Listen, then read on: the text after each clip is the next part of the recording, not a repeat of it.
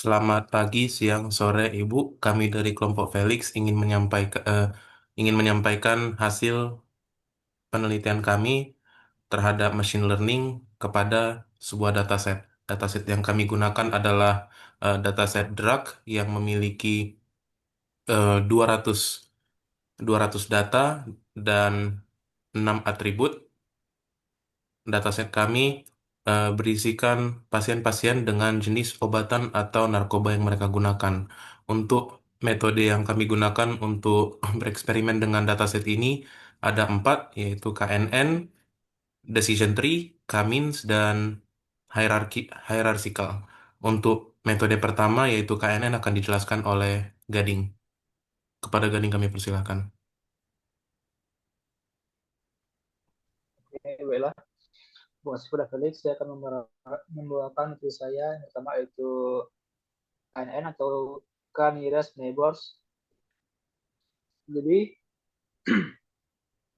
KNN itu adalah sebuah algoritma supervised learning yang digunakan untuk menyelesaikan masalah klasifikasi maupun regresi. Dan KNN ini bekerja dengan cara kemiripan data. Misalnya sebuah data akan diklasifikasikan berdasarkan kelas mayoritas dari tangga terdekat atau dikenal dengan nearest neighbors.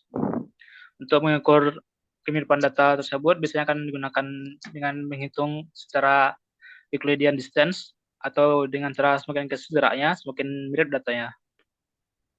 Berbeda dengan algoritma lainnya, KNN hanya menyimpan semua data training, lalu melakukan perhitungan ketika ada data baru yang ingin diprediksi karena sifatnya. KNN sering disebut dengan sebutan lazy learner. Berikutnya saya akan menjelaskan algoritma KNN. Jadi untuk langkah pertamanya kita akan menetapkan tanggal terdekatnya. Untuk tanggal terdekat ini atau dengan nilai dapat dibuat dengan angka apa saja asal angkanya tidak invalid. Dan untuk rumusnya dapat dilihat pada laporan kami makalah. Ketiganya kita memilih K titik dengan jarak terkecil dari data yang akan ditambahkan. Langkah keempatnya tentukan kelas berdasarkan mayoritas dari K tanggal tersebut, dan kelima berikan kelas tersebut sebagai hasil prediksi. Berikut saya menyediakan tabel yang dapat digunakan sebagai contoh sampel penggunaan KNN tersebut. Tabel dapat dilihat pada laporan, ada kolom pasien, usia yang berupa X, Na, rasio natrium dengan kalium atau Y, dan kolom kelas obat. Itu ada obat X dan obat Y. Untuk menjawab mencari K terdekatnya dengan rumus yang sebelumnya, itu dengan akar dalam kurung X kurang 2 atau kurang X kurang 1 pangkat 2 dan Y kurang 2 Y2 kurang Y1 kuadrat. Hasilnya dapat dilihat pada laporan, dan berdasarkan K-nya yaitu 3, kami dapat menghasilkan pasien ini diprediksi akan menerima obat X karena X itu adalah berupa obat yang dapat nilai mayoritas. Berikutnya tema ada implementasi kode program, dapat lihat pada gambar pada laporan. Maaf. Baiklah, saya akan menjelaskan cara kerja atau workflow program ini. Jadi pertama, kami memuat data pasien dalam bentuk CSV. Kemudian kami mulai encoding algoritma KKN tersebut. Seperti encoding itu kami membuat kolom, misalnya kolom kolesterol atau kolom obat konversi menjadi nilai numerik menggunakan label encoder. Contohnya, untuk jenis kelamin male atau female diubah menjadi angka misalnya 1 dan 0. Dan kami memisahkan fitur dan target, misalnya X yaitu usia, kelamin, kolesterol, dan sebagainya. Dan target Y yaitu obat-obatan yang akan diberikan prediksi. Kemudian saya membuat visualisasi data dengan grafik scatter, dan saya juga membuat pelatihan dan pengajian modal yang saya akan jelaskan nanti cara kerjanya. Dan berikut ini adalah pada subtema 4 ada visualisasi scatter diagramnya. Saya membandingkan usia dengan kadar natrium dibandingkan kalium berdasarkan obat.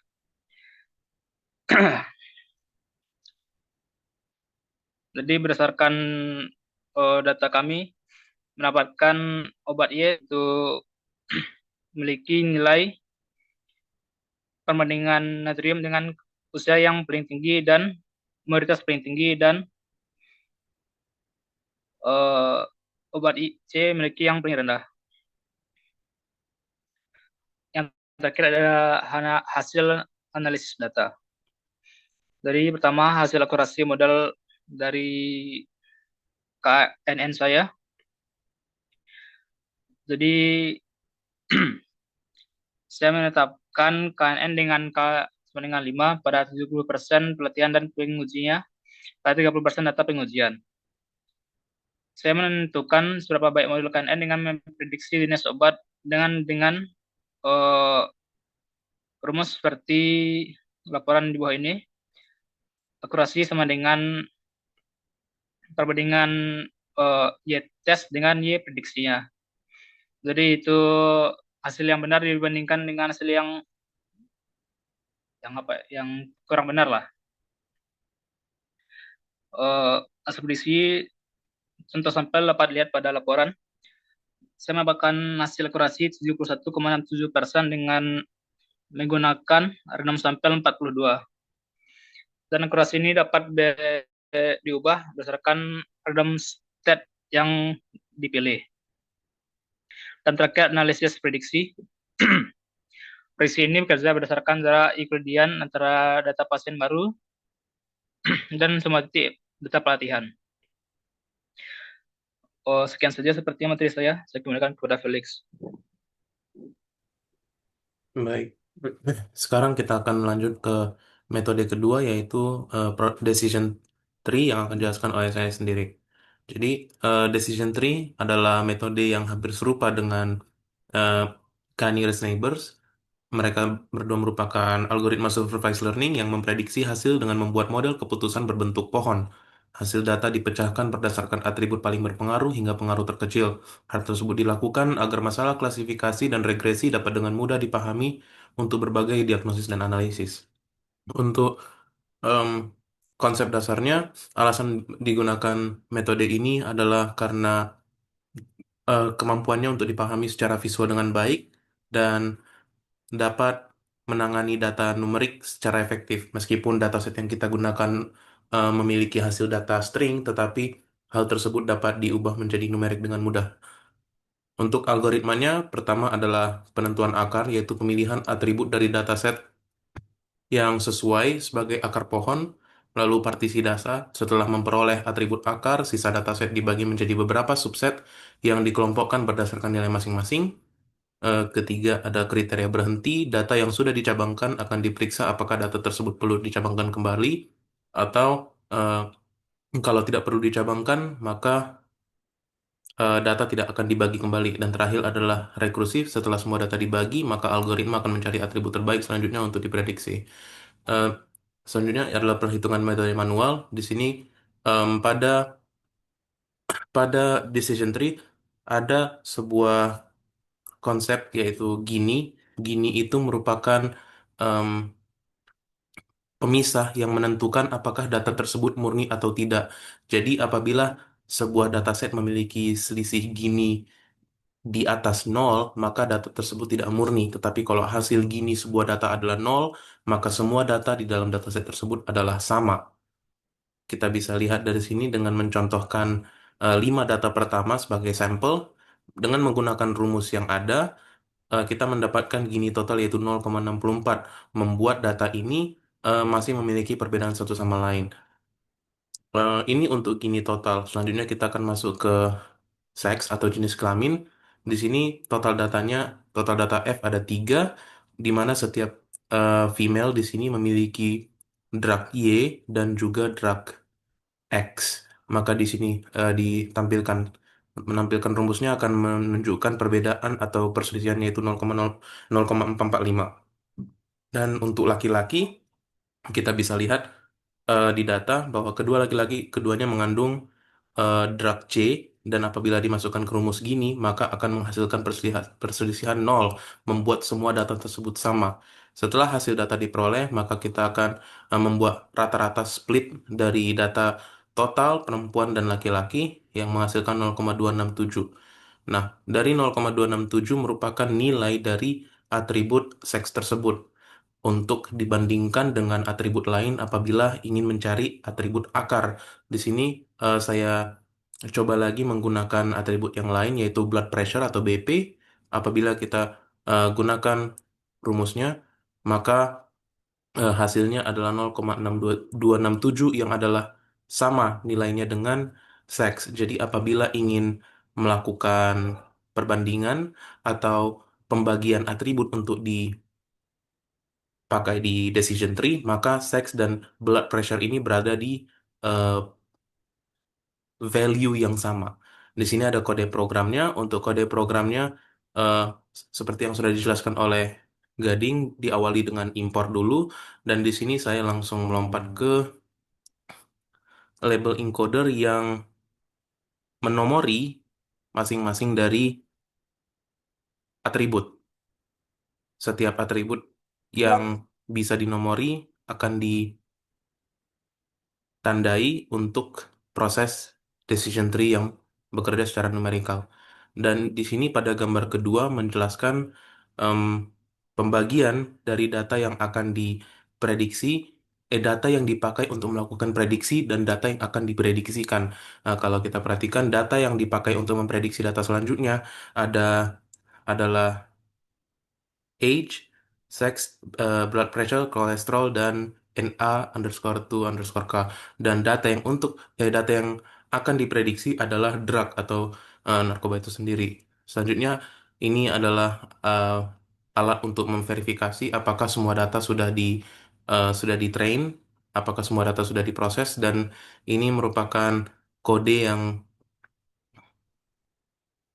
menunjukkan hasil eh, apa namanya hasil dari decision tree ini untuk memvisualisasikannya, dan gambar kode terakhir ini merupakan kode yang digunakan untuk melakukan prediksi dari saya buat contohnya ini 10 data pertama.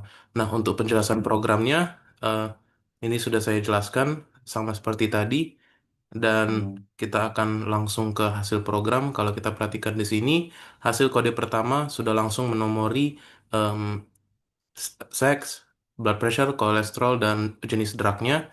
Di sini juga sudah dijelaskan bagaimana pembagiannya.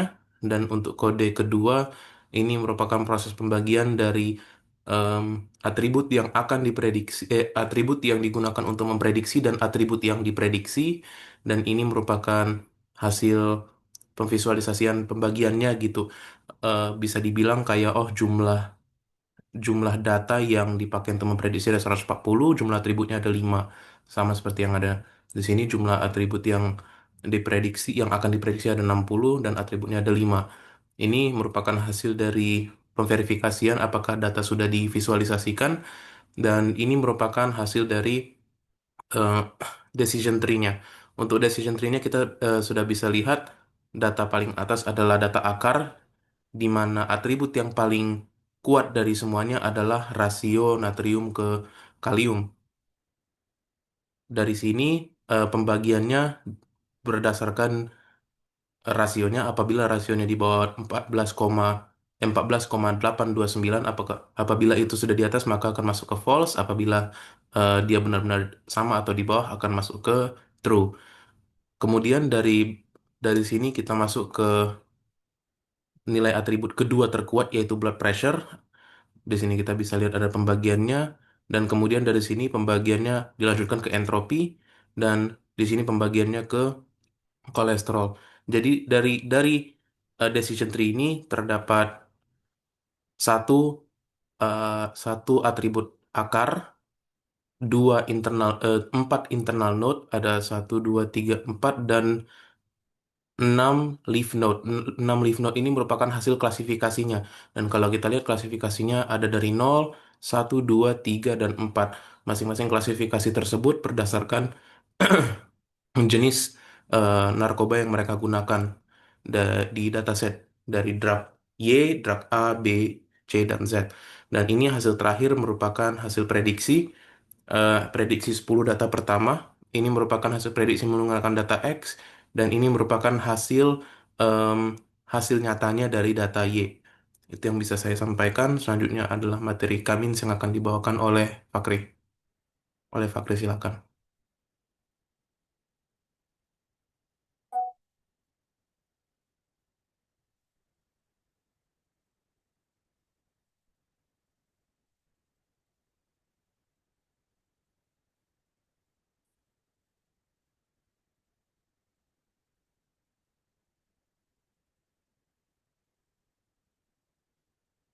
Oke.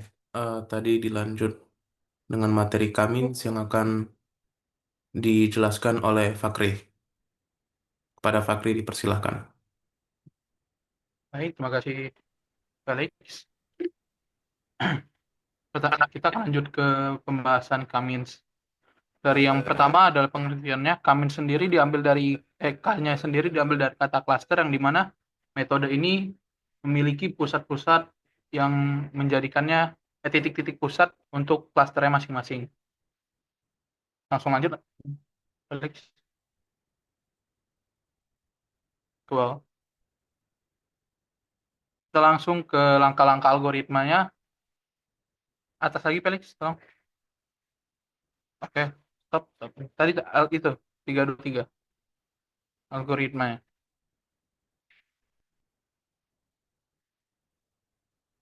Yang mana? Oh, 323 algoritmanya, bawahin lagi. Oh, Oke, kita langsung ke algoritmanya karena untuk testing dan alasannya itu sudah dijelaskan di awal oleh Felix tadi. Terima kasih. Yang pertama, jelas inisialisasi, yang dimana menentukan jumlah cluster dan pilih titik pusat atau centroid untuk awalnya secara acak. Kemudian assignment atau pengelompokan, hitung jarak setiap data ke setiap centroid menggunakan Euclidean distance, atau yang pernah diajarkan oleh Ibu sendiri, yaitu rumus untuk menentukan perubahan klasternya. Kemudian update centroid yang disebut juga tadi, itu adalah hitung ulang posisi centroid dengan hasil penjumlahan yang tadi. Kemudian iterasi, yaitu mengulangi langkah-langkah tadi sampai centroid tidak berubah. Kita langsung ke simulasi perhitungan manual. Misalkan terdapat data sederhana dengan K2 dengan atribut usia dan natrium. Contohnya adalah pasien A dengan usia 20 dan tingkat natriumnya 10, pasien B umur 25 dengan tingkat natriumnya 12, dan pasien C umurnya 40 dan tingkat natriumnya 30. Pasien D umur 50 dengan tingkat natrium 28. Maka iterasi pertama adalah menentukan klaster, yang dimana klaster 1 adalah A yang paling awal, dengan yang berbeda dengan A yaitu klaster 2 sebagai klaster 2 D, atau yang tadi datanya usia 50 dengan tingkat natrium 28 sebagai klaster 2. Dan kita akan menghitung jarak pasien B untuk menentukan klasternya. Pertama ke klaster 1 yang dimana A tadi dengan rumus sebagai yang tertera itu dengan hasil 5,38, dan ke klaster 2 dengan hasil 29,68, yang dimana jarak terkecil yang diambil untuk data tersebut masuk ke dalam klaster. Maka hasilnya adalah update centroid, yaitu klaster 1 yang berisi dengan A dan B menjadi jangkarnya atau centroidnya usia 22,5 dengan tingkat natrium 11 dan klaster 2 yaitu yang berisi C dan D dengan umur 45 dan tingkat natrium 29. Kita akan langsung lanjut ke implementasi kode programnya. Oke, kode program sudah saya taruh penjelasan masing-masing untuk per line-nya. Kita langsung ke penjelasannya, Felix. Tolong.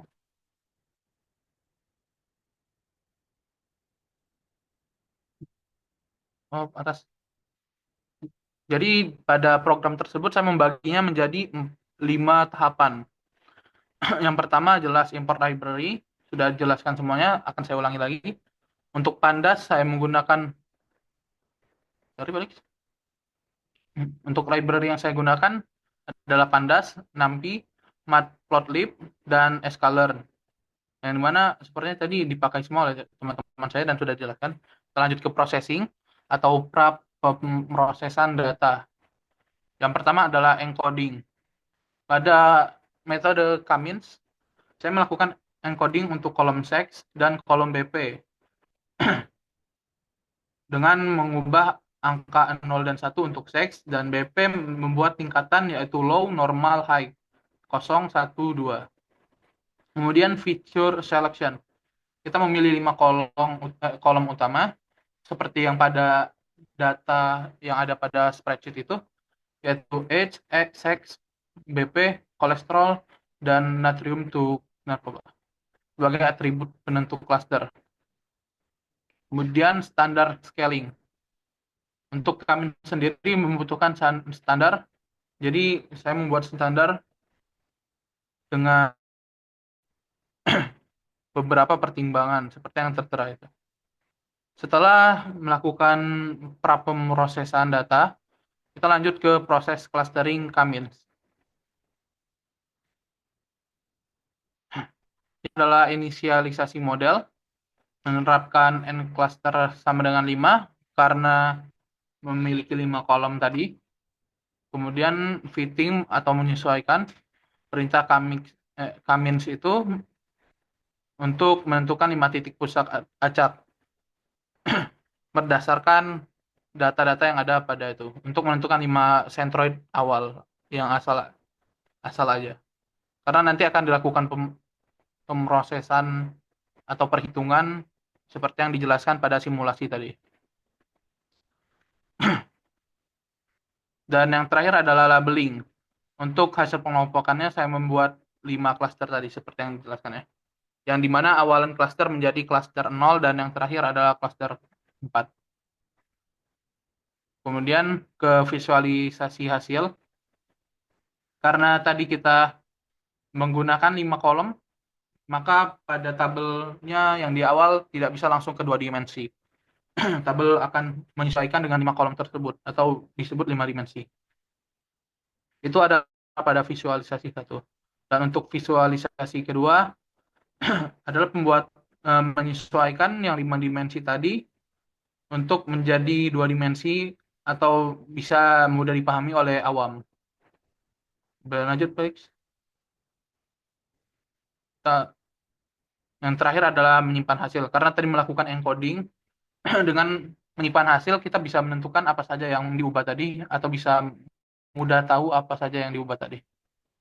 Dan terakhir kita langsung ke output program atau hasilnya. Yang di awal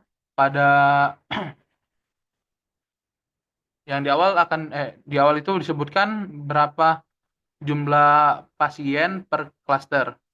Yang dimana seperti dapat dilihat cluster 0 memiliki 45 pasien, cluster 1 memiliki 37 pasien, cluster 2 memiliki 45 pasien, cluster 3 memiliki 44 pasien, dan cluster 4 memiliki 29 pasien. Dan ini adalah tabel pertama, yaitu tabel 5 dimensi tadi. Seperti yang dapat dilihat, itu adalah label clusternya menyesuaikan warna. Dari warna ungu sampai warna kuning memiliki perbedaan cluster. Kita lanjut agar lebih mudah dipahami. Saya membuat versi 2 dimensinya.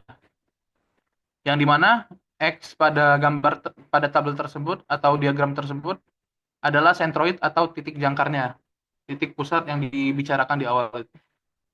Setelah melakukan PCA itu, maka didapati seperti pada gambar tersebut.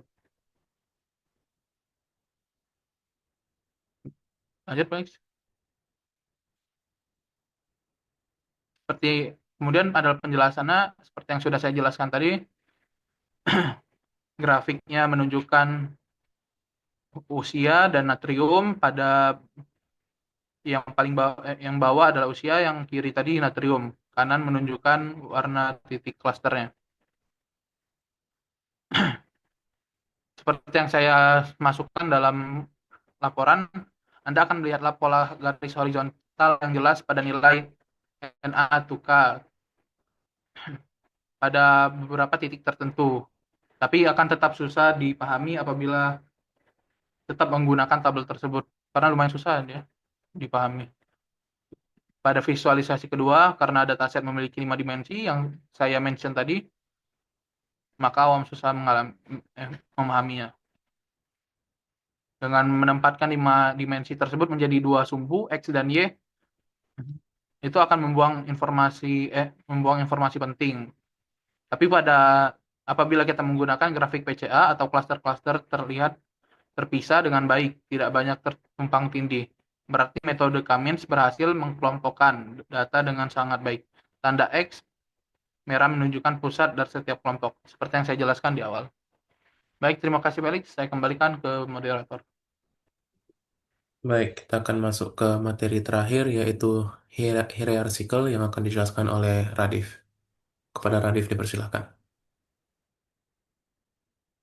Baik, terima kasih Felix. Selanjutnya masuk ke metode hierarchical.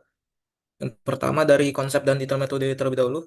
Jadi hierarchical ini adalah metode unsupervised learning yang digunakan untuk mengelompokkan data berdasarkan kemiripan atau ketan jaraknya. Metode ini modelnya tidak perlu dilatih dan tidak memerlukan variabel target. Jadi metode ini algoritmanya tidak memerlukan eh, algoritmanya untuk menemukan pola data, dia tidak memerlukan label tertentu yang telah ditentukan sebelumnya. Lalu untuk alasan penggunaan metode ini tidak perlu menentukan K di awal seperti pada metode Cummins. Jadi kita tidak perlu menentukan data harus dibagi menjadi ke berapa kelompok atau klaster di awal. Selain itu, metode ini juga memiliki dendrogram. Dendrogram ini seperti alat visualisasi berbentuk pohon yang memudahkan kita melihat hubungan antar data. Karena dua alasan tersebut yang karena dua alasan tersebut tadi yang tidak menentukan K di awal dan memiliki dendrogram, metode ini cocok untuk dataset skala kecil sampai menengah karena sangat akurat dalam menangkap struktur data. Lalu masuk ke algoritma. Bisa ke bawah, Felix. Yang pertama, inisialisasi. Jadi pada kondisi awal, setiap titik data adalah satu klaster sendiri. Jadi misal saya menggunakan 20 data, maka di situ juga ada 20 klaster. Lalu data tersebut akan dihitung jaraknya dengan menggunakan Euclidean distance, yaitu jarak garis lurus antara dua titik yang dihitung dengan mengambil akar kuadrat dari jumlah selisih kuadrat antara titik. Kita bisa menggunakan rumus D sama dengan akar X2 dikurang X1 kuadrat ditambah Y2 dikurang Y1 kuadrat.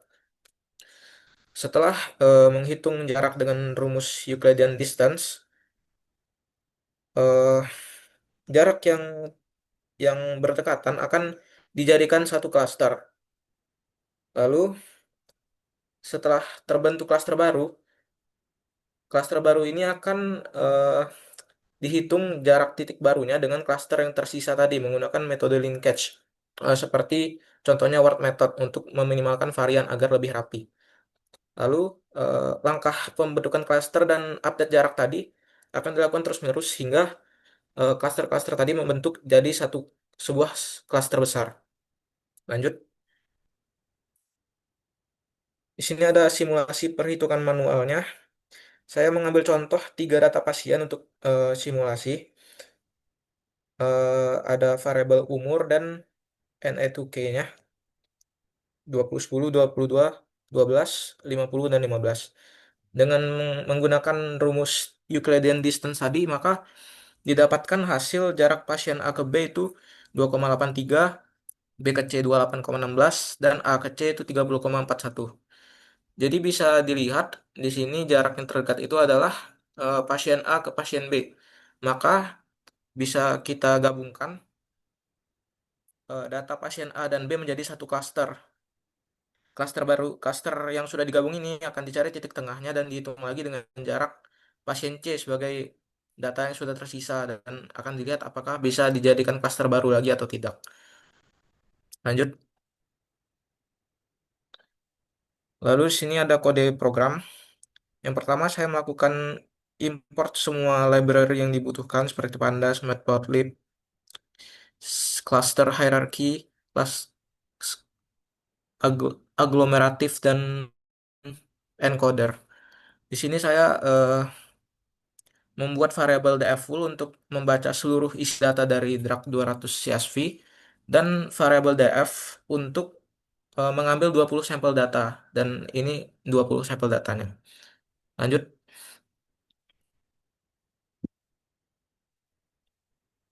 Lalu di kode ini eh, data-data tadi karena data tadi ada yang masih berbentuk huruf seperti seks, BP dan kolesterol, maka dilakukan proses ending untuk mengubah menjadi angka karena clustering hanya mengerti angka dan tidak bisa membaca huruf.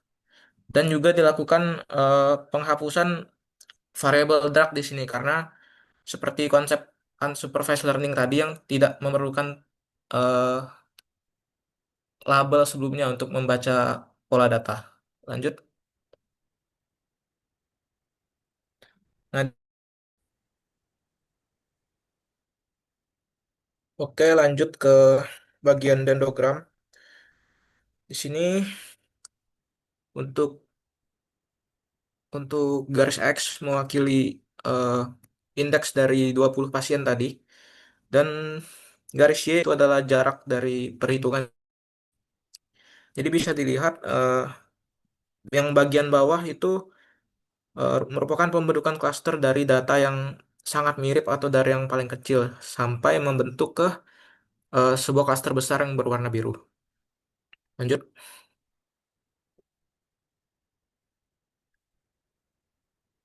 Oke, lalu di sini dilakukan prediksi klaster menggunakan agglomerative clustering dan method word agar lebih rapi. Jadi agglomerative clustering ini menghitung data dari bawah ke atas. Bisa dilihat di sini memprediksi dari umur, seks, dan kolesterol. Jadi terbagi menjadi 3 klaster di sini yang diwakili oleh nomor 0, 1, dan 2. Lanjut.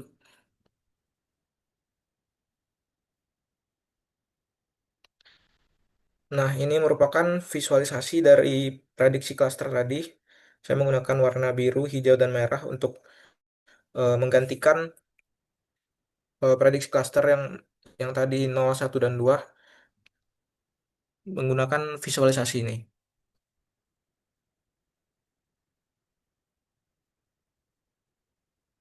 Oke, sekian dari saya. Saya kembalikan ke Felix.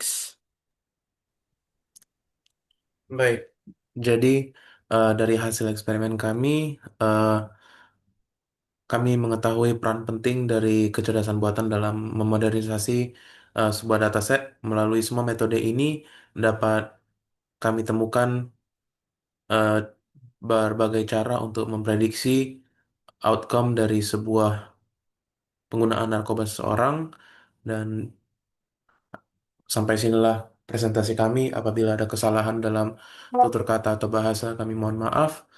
Sekian dari kelompok kami. Terima kasih.